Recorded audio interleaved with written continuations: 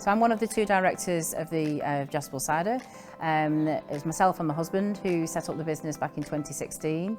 When we first started, we were hobby cider makers and we wanted to open a cidery on the island because there wasn't one here. We knew there were apples on the island that weren't being used. We'd seen them many years just dropping to the floor. So the idea just came about to put a poster online saying, do you have any spare apples? We had 39 apple locations that came forward. And from that we have the apples. The scheme was that for every 10 kilos of apples brought in, we'd give back a bottle of cider. From that we got about 4 tonne of apples and we made around 6,000–7,000 bottles of cider from that.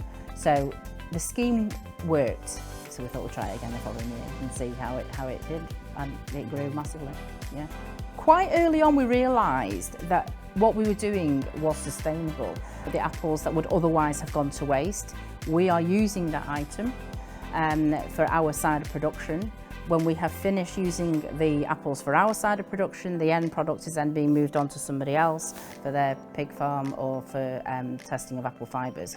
So we started to look at all aspects of the business at that point, even down to when we finished using our apples, the pomace that was left, we wanted that being used, so that goes to the pig farmers. We were also composting some of it, so some of it goes back onto orchards as well. Even down to packaging. Initially we had gift boxes, for example. Now we use only reusable jute bags. Even down to, we have taster cups on the bar. We used to have disposable taster cups until we got into these premises. We don't use disposable ones now. So even little things like that, people are noticing. Our fermentation tanks, actually, they've been bought second-hand from a juice manufacturer, so they are food grade, can be reused, can be washed all the time as well.